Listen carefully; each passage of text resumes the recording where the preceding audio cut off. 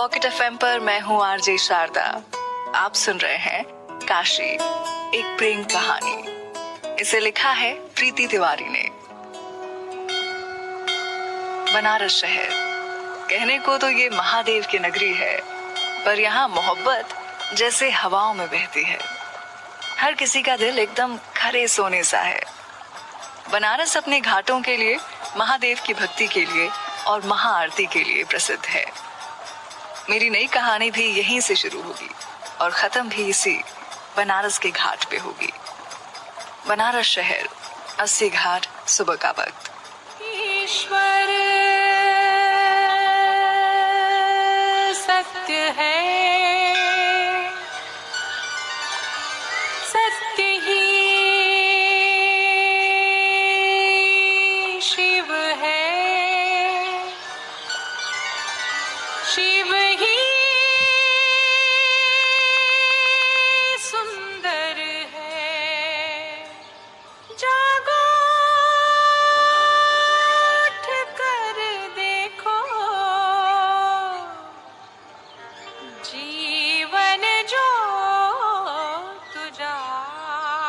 बनारस 80 घाट पर बने महादेव का मंदिर, जिसमें सुबह की शुरुआत इसी भक्ति गीत से होती थी और सिर्फ एक ही आवाज इस बनारस को जैसे आकर खुद जगाती थी, और वो थी काशी। जी हाँ, काशी, बनारस शहर में रहने वाली एक साधारण सी लड़की जो महादेव की परम भक्त है और साथ में शिक्षिका भी। अरे ये तो काशी की आवाज है, मतलब सुबह के 4 बज गए। पुजारी जी भी उठते हुए बोले। काशी सुबह 4 बजे ही महादेव के मंदिर आती थी, खुद इस मंदिर को साफ करती और आरती करती थी। उसकी आरती की आवाज से ही बनारस के लोगों की सुबह होती थी। काशी ने आरती कर सबकी तरफ आरती की थाल कर दी। सूरज भी अब पूरी चमक से निकल आया था और लोगों की तादाद भी बहुत बढ़ रही थी। वो सबको आरती देकर महादेव के मंदिर से बाहर आ गई। काशी आरती कर मंदिर से बाहर निकली ही थी कि सामने से आते हुए मठ के महंत मिल गए। वो अपने दोनों हाथों को जोड़ के शिष्टाचार के साथ प्रणाम करते हुए बोली, प्रणाम महंत जी। महंत जी ने उसे आशीर्वाद देते हुए पूछा, अरे काशी बिटिया, प्रणाम, कैसी हो बिटिया? काशी ने मुस्कुराकर सर झुकाकर बोला, जी अच्छे हैं महंत जी। आरती हो गई बिटिया? जी हो गई, हम बस घर जा रहे थे, स्कूल के लिए देर हो रही है। अरे हाँ, जाओ बिटिया जाओ, खुश रहो। महंत जी आशीर्वाद देके आगे बढ़ गए। काशी भी घाट से होते हुए बनारस की गलियों में चली आई। बनारस की गलियां तंग जरूर होती हैं, पर चहल पहल भी बहुत होती है। यहाँ आपको सन्नाटा कभी मिल ही नहीं सकता। कभी कभी तो रात भी यहाँ की भोलेनाथ के नमों से गुंजायमान रहती है। काशी एक दुकान पर रुकी। दुकान का नाम था शर्मा मिष्ठान भंडार। उसने दुकान पर बैठे एक मोटे से बूढ़े से आदमी से कहा, काका प्रणाम, कचौरी और जलेबी बांध दीजिए जल्दी से। अरे काशी बिटिया, आ गई तुम? अरे तुम्हारी कचौरी और जलेबियां हम बांध के रखे हैं बस अभी, और तुम आ भी गई। ये थे दुकान के मालिक शर्मा जी। ये बोल शर्मा काका ने कचौरी और जलेबी की थैली उसे पकड़ा दिया। उसने काका को पैसे देते हुए पूछा, शुक्रिया काका, चलते हैं। और जय आ रहा है ना स्कूल, कहीं छुट्टी तो नहीं किया? तभी शर्मा काका के पीछे से जय, जो कि 8 साल का था, उसने कहा, नहीं दीदी, हम तो कब के तैयार हो गए। काशी ने उसे देख मुस्कुराया और थैली लेकर घर वापस आ गई। काशी घर आकर आंगन में जूतियां उतारकर सामने बने तुलसी को हाथ जोड़कर वहां मंदिर से लाया हुआ फूल रख जैसे ही वो घर के अंदर आई तो उसके बाबा आनंद त्रिपाठी जी बैठे हुए थे। उसके बाबा ने बिना उसकी तरफ देखे कहा, आ गई आप काशी? काशी कचौड़ी और जलेबी की थैली मेज पर रखते हुए बोली, आपको कैसे पता चल जाता है कि ये हम हैं? उन्होंने अखबार मोड़ के सामने रखे टेबल पर रखते हुए कहा, आपकी पायल की आवाज से, जो हम आपको बचपन से पहनाते आए हैं, उसकी आवाज से। काशी ने मेज पर नाश्ता लगाया और अपने बाबा को भी नाश्ते के लिए बुला लिया। उन्हें नाश्ता करा, खुद नाश्ता कर वो स्कूल के लिए निकल गई और उसके बाबा आश्रम चले गए। आनंद जी के दोस्त राजेंद्र प्रताप सिसोदिया जी का आश्रम था, जिसे वो खुद देखते थे। उसका कार्यभार वही देखा करते थे। उनके दोस्त इंदौर के शाही घरानों में से एक थे और वहीं अपना कारोबार करते थे। साल में एक बार आकर वो सबसे मिलते थे। काशी उनके लिए उनकी बेटी से बढ़ के थी। उनके परिवार में वो अकेले थे, इसीलिए अपना सारा प्यार काशी पर ही लुटाया करते थे। काशी जब स्कूल पहुंची तब स्कूल की घंटी बजने में बस कुछ ही मिनट बाकी थे।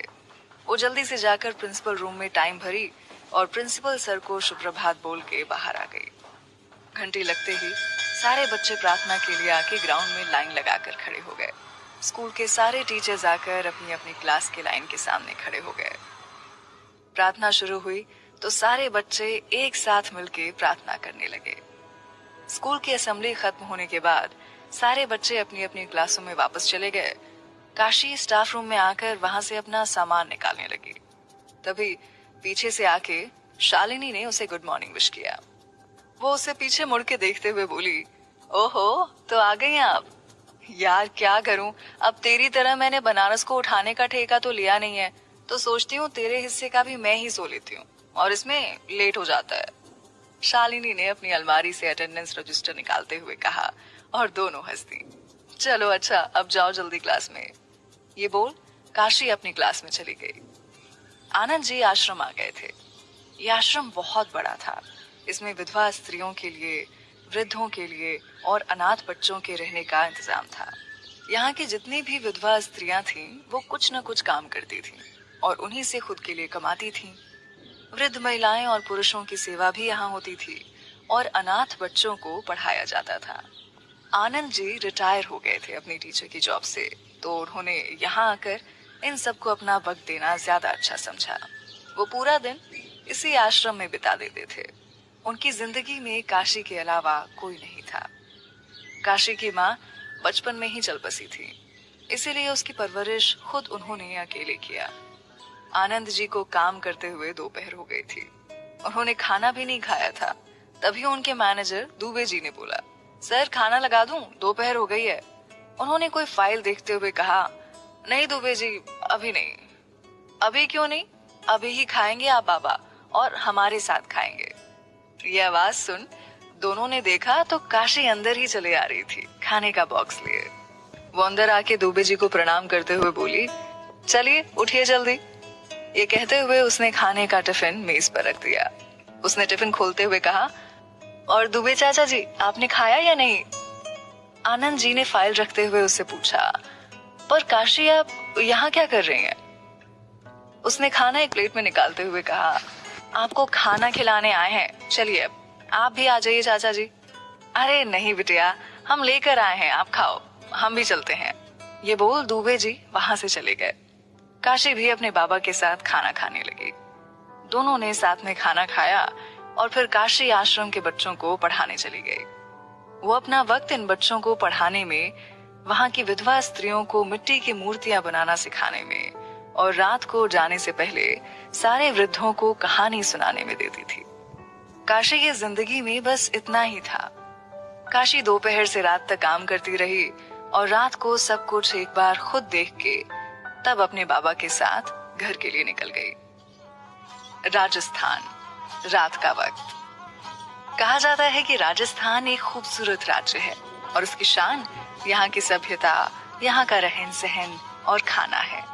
पर फिर भी इस शहर में कोई था जो थोड़ा अजीब, अलग और अकेला था।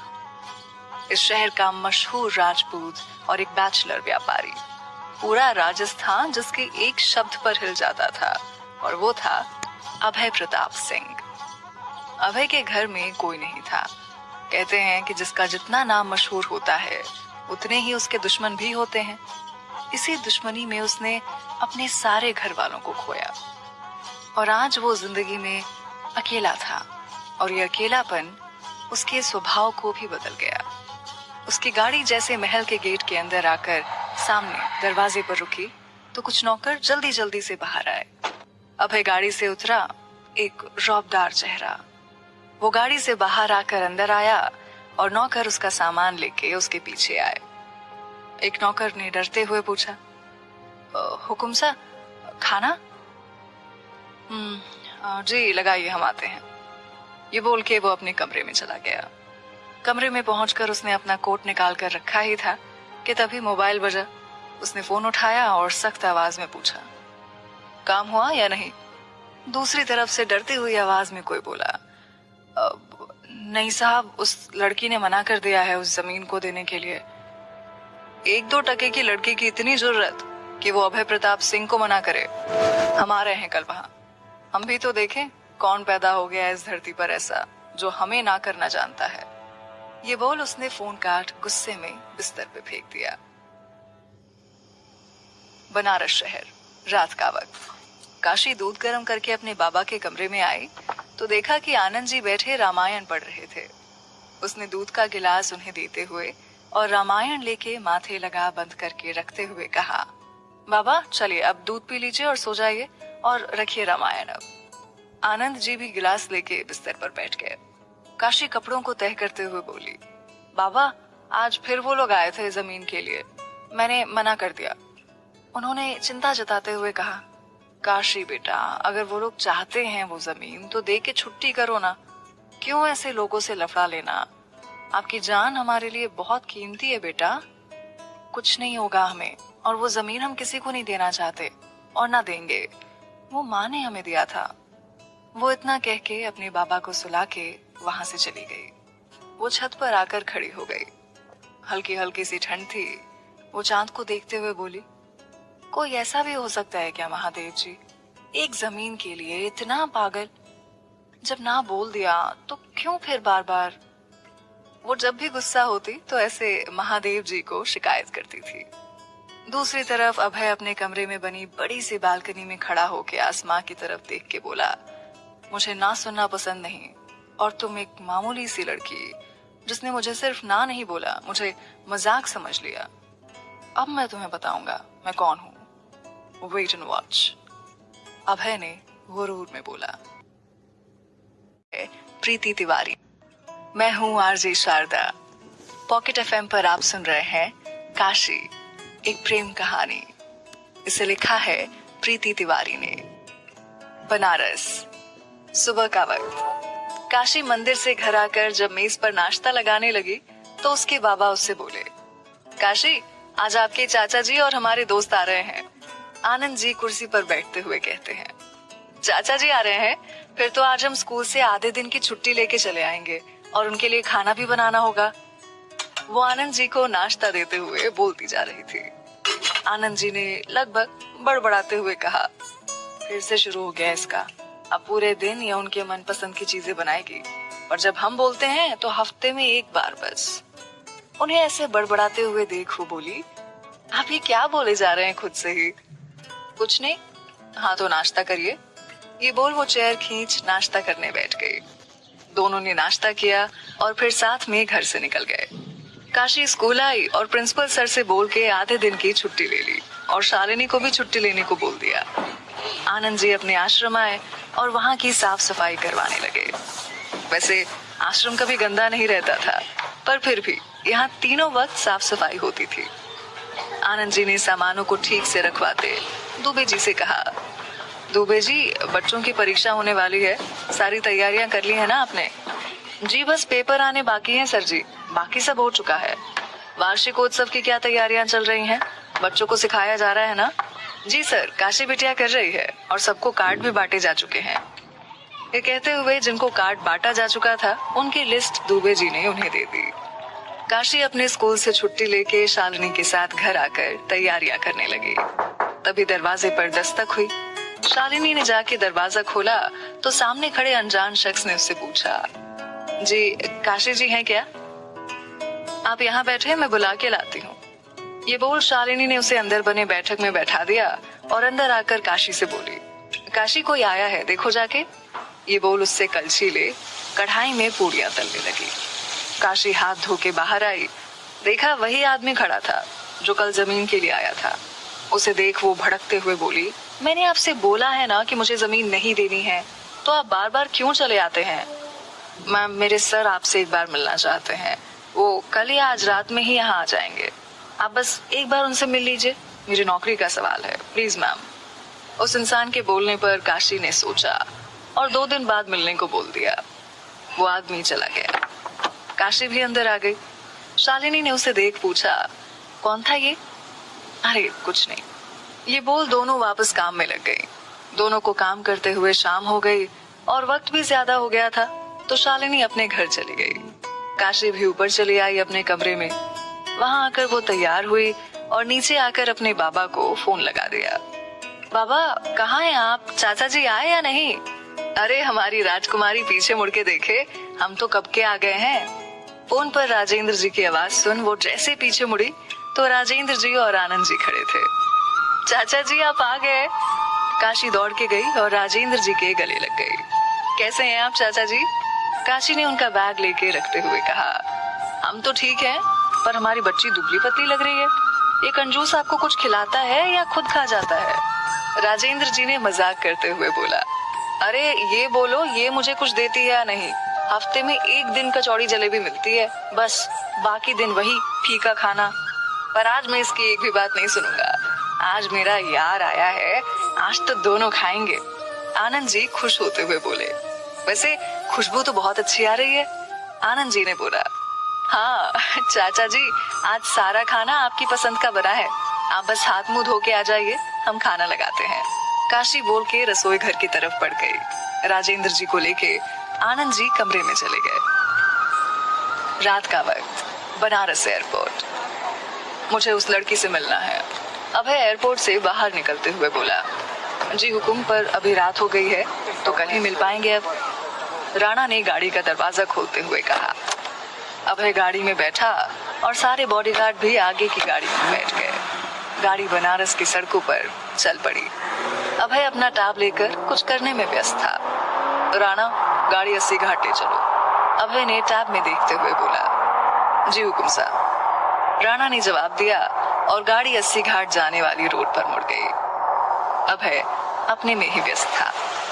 गाड़ी 80 घाट के थोड़ा दूर आके रुकी, क्योंकि वहां तक आपको पैदल गलियों में से होके जाना होता है। अभय बाहर आता है। हुकुम साहब, इससे आगे पैदल जाना होगा, हम भी आपके साथ ही चलते हैं। राणा ने बोला, बस कुछ ही लोग साथ चलेंगे, बाकियों को यहीं रहने दीजिए। अभय इतना बोल के जाने लगा। राणा और कुछ गार्ड उसके पीछे चलने लगे।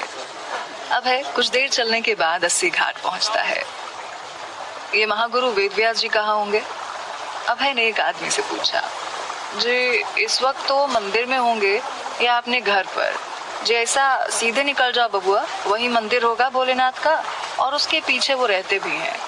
एक आदमी ने अभय को बताया और चला गया। अभय आगे बढ़ा। मंदिर के बाहर जूते उतार के वो अंदर गया। बाकी सब वहीं खड़े रहे रखवाली के लिए। अंदर आके उसने देखा महागुरु बैठे कुछ लिख रहे थे। प्रणाम गुरु जी, अभय ने उनका पैर छूते हुए बोला। महागुरु वेदव्यास जी ने अपना सर ऊपर कर चश्मे को ठीक करते हुए देखा। वो काफी बूढ़े हो गए थे और अभय के खानदान के महागुरु थे और बनारस के भी। आ गए तुम, मुझे पता था तुम आ जाओगे, क्योंकि तुम्हारा यहाँ आने का वक्त आ चुका था। महागुरु ने अभय को बैठने का इशारा करते हुए कहा। हाँ गुरु जी, वो जमीन से जुड़ी बात थी तो इसलिए आना पड़ा। अभय ने बोला। जमीन से जुड़ी बात आपको यहाँ लेकर नहीं आई है अभय, बल्कि आपका भाग्य आपको यहाँ लेकर आया है। यहाँ से आप खाली हाथ नहीं जाओगे। यहाँ से आप कुछ ऐसा ले जाओगे जो जिंदगी में आपके साथ रहेगा। दूर होंगे उससे, पर दूर नहीं। महागुरु की बातें अभय के समझ नहीं आ रही थी, या यूं कहो कि वो समझना नहीं चाहता था। कुछ देर वहां रुक के अभय गुरु जी से अलविदा लेके वहां से चला आया और घाट पर खड़ा हो गया। कुछ है यहाँ की हवाओं में जो मुझे एक एहसास दे जाता है हर बार, अभय अपने मन में बोलता है। कुछ देर वहां खड़े रहने के बाद वो होटल के लिए निकल जाता है। सुबह का वक्त, बनारस। अभय जॉगिंग सूट पहने घाट पर आया है। उसके गले में हेडफोन है। तभी मंदिर से उसे गाने की आवाज आती है। वो खड़ा होके सुनने लगता है। जी ये कौन गा रहा है? अभय ने जाते हुए एक पंडित जी से पूछा। ये तो हमारी काशी बिटिया की आवाज है, उन्हीं की आवाज से बनारस की सुबह होती है, वरना यहाँ की सुबह भी फीकी लगती है। पंडित जी कह के मंदिर की तरफ बढ़ गए। अभय वहीं खड़ा सुनने लगा। जैसे ही आगे बढ़ा चलने को तो राणा ने आके रोक दिया। हुकुम सा, आप इतनी सुबह बिना किसी को बताए यहाँ चले आए, कुछ हो जाता तो? राणा परेशान होते हुए बोला। चलिए चलते हैं, वैसे भी सूरज निकल आया है, आपको जमीन वाला काम भी करना है, राणा ने बोला। अभय कुछ सोच के चला जाता है और जाते जाते पीछे मुड़ के देखता है। काशी मंदिर से बाहर आती है और जाने लगती है। आज से बनारस में कुछ दिन बहुत भीड़ रहने वाली थी, क्योंकि महाशिवरात्रि आने वाली थी और ये पर्व यहाँ बहुत धूमधाम से मनाया जाता था। उस दिन तो लगता था जैसे खुद महादेव को सजाया जा रहा है। अरे काशी बिटिया, इस बार महाशिवरात्रि पर तुमको ही देखना है सब कुछ, और हर बार से भी अच्छा होना चाहिए इस बार, महागुरु ने बोला। जी गुरुजी, काशी पैर छूते हुए बोली और घाट से बाहर आ गई। घर आके उसने सबको प्रसाद दिया। तो आज भी बनारस की सुबह आपकी आवाज से होती है, राजेंद्र जी ने प्रसाद लेते हुए बोला। चाचा जी, आप यहाँ आए हैं तो काम तो होगा जरूर कुछ, काशी ने मेज पर नाश्ता लगाते हुए कहा। है बेटा, इलाहाबाद में कुछ काम है तो सोचा आपसे मिल भी लूंगा और काम भी कर लूंगा, राजेंद्र जी कुर्सी पर बैठते हुए बोले। तब तो हम भी तुम्हारे साथ चल लेंगे, कुछ आश्रम का काम वो भी हो जाएगा, आनंद जी ने बोला। सबने नाश्ता किया और अपने अपने काम में लग गए। आज आनंद जी घर पर थे, काशी को आश्रम जाने को बोल दिया। काशी स्कूल से छुट्टी लेके आश्रम पहुंचती है। आ गया वो आदमी जिसको जमीन का काम सौंपा था, अभय ने टाई पहनते हुए कहा। जी सर, यादव जी आ गए हैं, राणा ने बोला। बुलाओ उन्हें, अभय ने कोट पहनते हुए कहा। राणा यादव को बुला लाया। प्रणाम सर, यादव आकर हाथ बांधकर खड़ा हो गया। उस लड़की के बारे में जो पता है बताओ, अभय ने चाय का कप उठाते हुए बोला। सर, उसका नाम काशी है, स्कूल में टीचर है, उसके पिता के अलावा उसका कोई नहीं है और एक आश्रम है जिसे वो चलाते हैं, यादव बोल के चुप हो गया। चलो उसके स्कूल चलना है। अभय उठा और जाने लगा। कुछ वक्त में वो सब काशी के स्कूल के सामने थे। जाओ पता करो कहाँ है और बुलाओ उसे यहाँ, अभय ने गाड़ी में बैठे हुए कहा। यादव जी गए, पता करके आए। सर वो आज नहीं आई हैं, यादव सर झुका के बोला। आश्रम कहाँ है? सर यहाँ से कुछ 1 किलोमीटर की दूरी पर है। अभय ने आश्रम का पता लिया और यादव को पैसे देके भेज दिया। राणा, इस लड़की के बारे में मुझे इन्फॉर्मेशन चाहिए सारी, सुबह से उठने से लेके रात के सोने तक ये क्या करती है और बचपन से अभी तक की सारी बातें, और इस जमीन के बारे में भी। अभय ने गाड़ी में बैठे बैठे कहा। जी हुकुम, हो जाएगा, बस कुछ वक्त दीजिए, राणा ने भरोसे के साथ बोला। अभय की गाड़ी आगे बढ़ गई। काशी आश्रम आके वार्षिक उत्सव की तैयारियों में व्यस्त हो गई। दिन भर वो सबको बताती रही कि क्या करना है, कैसे करना है, और बच्चों को गाना सिखाया और डांस भी। सबको सबका काम बताते और सारे काम करते हुए उसे रात हो गई। वो जाने से पहले वृद्धों के पास आई।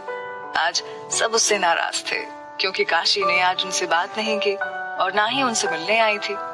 अच्छा बाबा, माफ कर दो, गलती हो गई, काशी कान पकड़ के खड़ी थी। ऐसे माफ नहीं करेंगे, एक बूढ़े दादाजी बोले। तो फिर दादाजी, कैसे माफ करना है अपनी काशी को? काशी ने कान पकड़े हुए कहा। हम सबको गाना सुनाना होगा आपको, तब माफ करेंगे, दादाजी के साथ सबने बोला। अच्छा ठीक है, हम गाना सुना देंगे, आप सब चलिए, लेटिए, काशी ने दादाजी को उनके बिस्तर पर लिटाते हुए बोला। सब अपने बिस्तर पर लेट गए। काशी ने सारी लाइट बुझा के एक लाइट जली रहने दी और सारी खिड़कियां खोल दी। बगीचे से आती ठंडी हवा कमरे में अच्छा अनुभव दे रही थी। काशी अलाव जला रही थी और गाना शुरू करती है।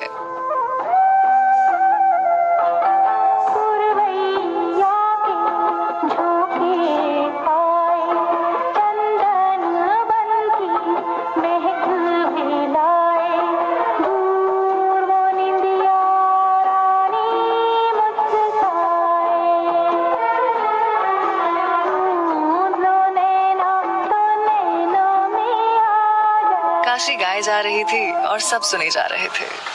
तभी एक गाड़ी आके आश्रम के बाहर रुकी। अभय बाहर निकला और अंदर गेट खोल के आया। इस वक्त गेट की ओर कोई नहीं था। देखा, बहुत ही सुंदर आश्रम था। उसे आवाज सुनाई दी गाने की, वो उस तरफ बढ़ गया। कमरे के पास पहुंच के रुक गया और दीवार के पीछे से इस आवाज वाले को खोज रहा था। तब उसने काशी को हल्की सी रोशनी में देखा तो उसकी नजर वहीं थम गई। सफेद सूट सलवार पहने, खुले बाल, कानों में झुमके, हाथों में भरी हुई चूड़ियां। काशी को देख के अभय खो सा गया। काशी गाई जा रही थी।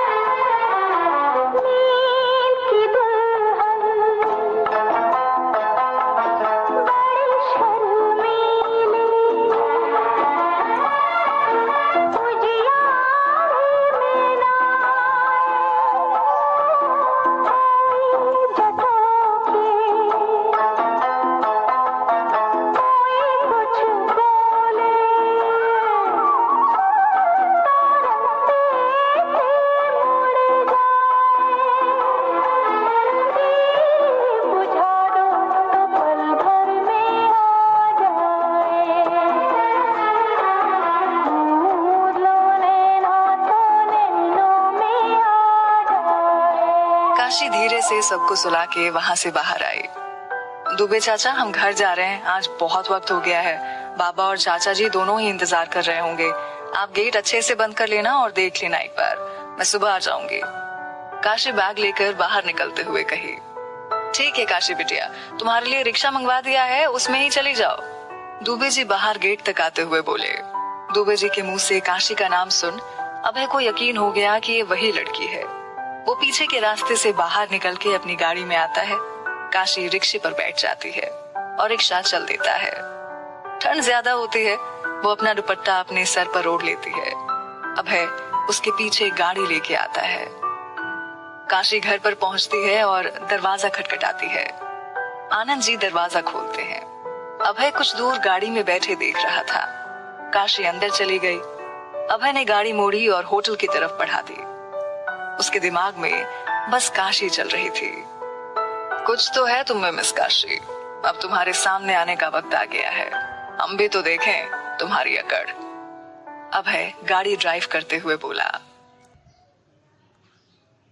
बनारस, सुबह का वक्त। काशी क्लास में पढ़ा रही थी।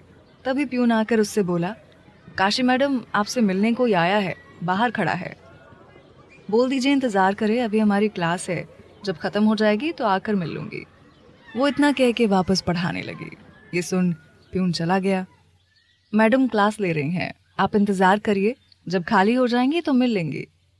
ये कहकर प्यून चला गया और राणा वहीं खड़ा होकर इंतजार करने लगा। काशी एक क्लास लेकर दूसरी क्लास लेने चली गई। ऐसे करते स्कूल की छुट्टी हो चुकी थी। काशी आई और टाइम भर के शालिनी के साथ निकलने लगी। बाहर जैसे पहुंची तो राणा उसके सामने आकर खड़ा हो गया। राणा ने सख्त आवाज में बोला, क्या आप ही काशी हैं? उसने उसकी तरफ देखते हुए कहा, जी हम हैं, बोलिए। जी मैं आपसे मिलने आया पर आप बिजी थी। अगर आपके पास वक्त हो तो क्या हम कुछ देर बात कर सकते हैं? उसकी बात सुन काशी ने शालिनी को घर जाने का बोल के उसके साथ वहीं पास बने एक रेस्टोरेंट में आ गई। उसने बैठते हुए बोला, जी बोलिए क्या बात है? जी यादव जी को तो आप जानती हैं। जी हाँ, मेरी ज़मीन को लेकर बात करने आए थे। कहीं आप ही तो वो नहीं जो ये ज़मीन खरीदना चाहते हैं? जी हम नहीं, हमारे हुक्म सा चाहते हैं ये ज़मीन। वो आपको इस ज़मीन की मुंह मांगी कीमत देने को तैयार हैं। हर चीज़ बिकाऊ नहीं होती है, शायद ये आपके हुक्म सा को पता नहीं है, बताइए उन्हें। पर काशी जी वो ज़मीन हमारे हुक्म सा को चाहिए, राणा ने सख्त आवाज़ में कहा। तो काशी उसे देखते हुए शांति से बोली, आपके हुक्म सा को अगर चांद पसंद आएगा तो क्या आप सब चांद भी दोगे उन्हें? कल को कहेंगे कि बनारस चाहिए तो क्या करोगे? और ये कह के वो जाने लगी, पर कुछ कदम रुक के पीछे मुड़ी और कहा, अपने हुक्म सा से बोलिए वापस चले जाएं, यहाँ अपना वक्त ना बर्बाद करें। इतना बोल के वो चली गई। राणा उसे जाते हुए देखता रहा। एक आदमी ने उसे एक फाइल देते हुए बोला, सर ये उस लड़की के बारे में सारी इंफॉर्मेशन है। काशी आश्रम चली आई और अपने कामों में लग गई। उसे काम करते हुए शाम हो गई। आज राजेंद्र जी भी आनंद जी के साथ आश्रम आए थे। चाचा जी आप यहाँ? काशी ने दोनों को देख के कुर्सी से उठते हुए कहा। राजेंद्र जी ने काशी के सर पर हाथ रखते हुए कहा, हमने सोचा चल के आश्रम के लोगों से मिल लें और आपको भी काम करता देख लें। तो ठीक है, आप जल्दी से मिल लीजिए, फिर हम सब घाट चलेंगे, आज महाआरती भी है। ये बोल वो काम में लग गई। दूसरी तरफ अभय जमीन को लेकर परेशान था। उसे यहाँ से जल्द राजस्थान वापस जाना था, पर उस जमीन की वजह से नहीं जा पा रहा था। हुकुम सा, राणा आया और इतना कह के खड़ा हो गया। राणा, क्या हुआ? अब क्या बोला उस लड़की ने? अभय ने अपने माथे पर हाथ रखते हुए कहा। राणा चुप रहा, उसकी बोलने की हिम्मत नहीं हुई। राणा चुप मत रहो, बोलो, वैसे भी हमारा सर फटा जा रहा है, अभय ने लगभग चिल्लाते हुए कहा।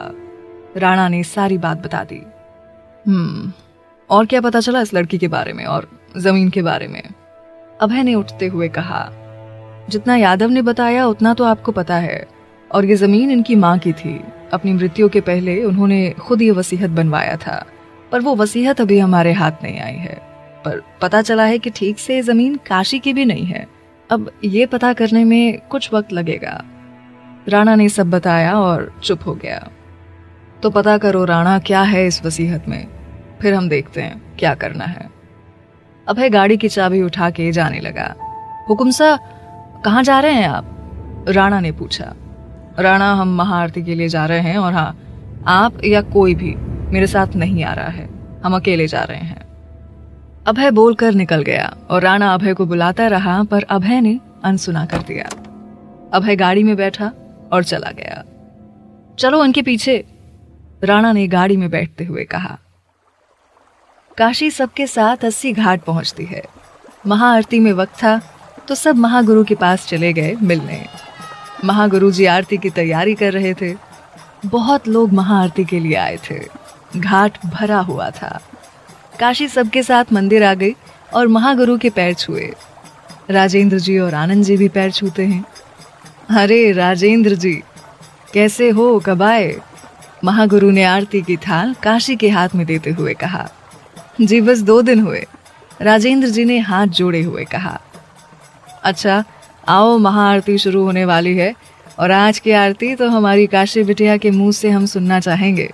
क्यों, करोगी ना बिटिया?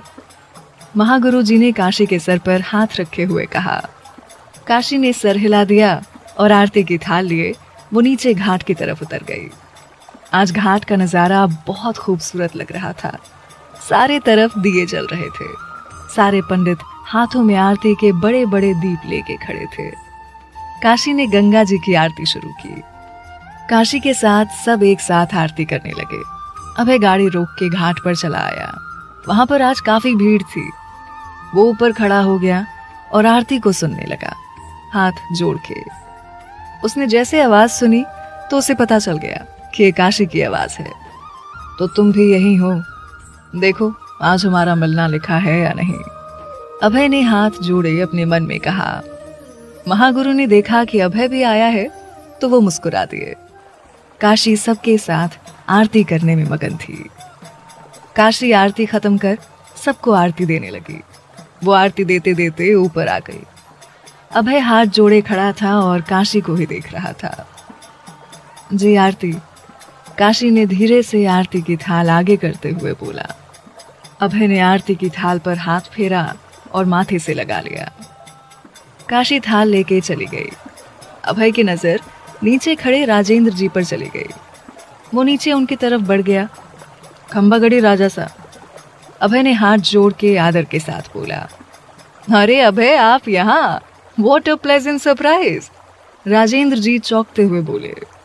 जी बस एक काम के सिलसिले में यहाँ तक आना पड़ा, अभय ने राजेंद्र जी के साथ चलते हुए बोला। कौन ऐसा पैदा हो गया जिसने अभय प्रताप सिंह को राजस्थान से यहाँ बुलवा लिया? राजेंद्र जी हंसते हुए बोले।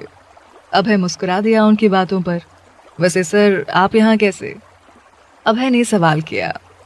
हम तो अपने दोस्त से मिलने और अपनी राजकुमारी से बिटिया से मिलने हर साल यहाँ आते हैं। राजकुमारी? हम कुछ समझे नहीं। अभय हैरान होकर बोला। हाँ, हमारी राजकुमारी, हमारे दोस्त की इकलौती बेटी हैं। हमारा कोई नहीं था, पर जब वो आई तो ऐसा लगा हमारे दोस्त के साथ हमें भी एक बिटिया मिल गई है, तो बस वो हमारी राजकुमारी हो गई। राजेंद्र जी ने गंगा के बहते पानी को देखते हुए कहा। कुछ देर राजेंद्र जी और अभय वहीं बैठ के बात करने लगे और फिर राजेंद्र जी चले आए, पर अभय वहीं घाट की सीढ़ियों पर बैठ गया। काशी चले बेटा, तुम्हारे चाचा जी कहाँ हैं? आनंद जी ने पूछा। अरे हम यहाँ हैं, राजेंद्र जी ने आते हुए कहा। चाचा जी आप और बाबा घर जाइए, हम आते हैं। शिवरात्रि का कार्यक्रम कहाँ तक पहुंचा ये देख के, काशी ने बोला और साथ में लाई शॉल ओढ़ ली। देर मत करना, जल्दी आ जाना आप, आनंद जी बोल के राजेंद्र जी के साथ निकल गए। काशी मंदिर की तरफ बढ़ गई। काशी मंदिर में आई और काम देखने लगी। कुछ पेंटिंग बनाया, उन्हें रख दिए सूखने के लिए। उसे करते 9 बज गए। वो हाथ धो के शॉल लेकर बाहर आई तो घाट की तरफ बढ़ गई। अभय भी वहीं दूर सीढ़ियों पर बैठा था। काशी भी नीचे सीढ़ियों पर चली गई। काशी बहता हुआ पानी देख रही थी और अभय बैठा ना जाने क्या सोच रहा था। अभय ने देखा पानी में काशी का अक्स दिख रहा था। एक तरफ चांद, एक तरफ उसका चेहरा। अभय पानी में गौर से देखने लगा। महागुरु मंदिर से निकले और देखा कि अभय और काशी कुछ दूरी पर बैठे हैं। आज तो तुम दोनों का मिलना लिखा है भोलेनाथ ने, महागुरु मन में बोल के चले गए। काशी कुछ देर बैठी रही और फिर जाने के लिए उठी। अभय भी उसे जाता देख उठ गया और पीछे मुड़ा। काशी जैसे चलने को हुई उसका पैर फिसला और वो गिरने वाली थी कि अभय ने उसे पकड़ लिया। काशी ने डर से आंखें बंद कर रखी थी। उसके बाल हवा से उड़ के उसके चेहरे पर आ रहे थे। अभय ने एक हाथ से काशी को पकड़ा और दूसरे हाथ से उसके चेहरे पर आए बालों को हटाया। अभय काशी के चेहरे में जैसे खोए जा रहा था। अभय के छूने से काशी ने जैसे आंखें खोली तो अभय को देख के कुछ देर के लिए खो गई। मंदिर से घंटे की आवाज आई तो काशी चौंक के अभय से दूर हुई और अपनी शॉल ठीक करने लगी। आप ठीक हैं? अभय ने काशी के चेहरे की तरफ देखते हुए बोला। काशी ने बिना उसकी तरफ देखे सर हिला दिया। काशी जाने लगी तो अभय ने उसका हाथ पकड़ लिया। अभय के छूने से काशी को एक अजीब सा एहसास हुआ। काशी ने मुड़ के देखा तो अभय उसका हाथ पकड़े खड़ा था। वो अपना हाथ छुड़ाने लगी। तभी अभय ने बोला, एक थैंक्स तो बनता है, आखिर हमने आपको गिरने से बचाया है। अभय ने काशी की आंखों में झांकते हुए कहा। जी शुक्रिया, काशी ने बोला और हाथ छुड़ाने लगी, पर अभय ने उसका हाथ कस के पकड़ रखा था। मेरा हाथ, काशी ने धीरे से बोला। जी, अभय ने ऐसे बोला जैसे कुछ सुना ही नहीं। मैंने कहा मेरा हाथ छोड़िए, काशी ने कहा तो अभय ने उसका हाथ छोड़ दिया। काशी सीढ़ियां चढ़ने लगी और आखिरी सीढ़ी पर पहुंच के उसने पीछे मुड़ के देखा तो अभय उसे ही देख रहा था। काशी वहां से चली गई और छोड़ गई अभय को सोचने के लिए। क्यों हर बार आपको देख के कुछ अजीब सा एहसास होता है? कुछ तो बात है आप में काशी, आपने हमें सोचने पर मजबूर कर दिया है। कुछ तो है आप में। अभय वहां खड़ा होके गंगा के पानी को बहते हुए देख के बोला।